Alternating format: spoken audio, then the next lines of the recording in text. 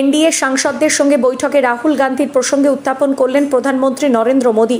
মঙ্গলবার সকাল 9:30 নাগাদ এনডিএ সাংসদদের সঙ্গে বৈঠক করেন মোদী। সেই বৈঠকেই প্রধানমন্ত্রী পরামর্শ দেওয়ার ভঙ্গিতে এনডিএ সাংসদদের উদ্দেশ্যে জানান, লোকসভায় রাহুল গান্ধীর মতো আচরণ করা যাবে না। প্রসঙ্গত, গত সোমবার রাষ্ট্রপতির ভাষণের উপর হওয়া বিতর্কে অংশ নিয়ে লোকসভার বিরোধী দলনেতা রাহুল শাসক জোটের সাংসদদের উদ্দেশ্যে তিনি বলেন, যারা নিজেদের হিন্দু বলেন তারা কেবল হিংসার কথা বলেন, ঘৃণার কথা এবং অসত্যের কথা বলেন। তার এই হিন্দু মন্তব্য নিয়ে সরগরম হয় লোকসভা। ট্রেজারি বেঞ্চ থেকে হইচই শুরু হয়ে যায়। রাহুলকে ক্ষমা চাইতে হবে বলে দাবি তোলেন বিজেপির সাংসদেরা।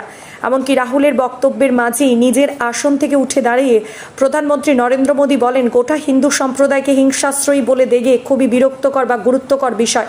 মনে করা হচ্ছে মঙ্গলবার এনডিএ বৈঠকে এই ঘটনার দিকে ইঙ্গিত করে রাহুলের আচরণের সমালোচনা করেন মোদী। মঙ্গলবার সকালে বৈঠকের পর কেন্দ্রীয় সংসদ বিষয়ক মন্ত্রী কিরেন রিজিজু বলেন, আজ প্রধানমন্ত্রী আমাদের গুরুত্বপূর্ণ মন্ত্র দিয়েছেন।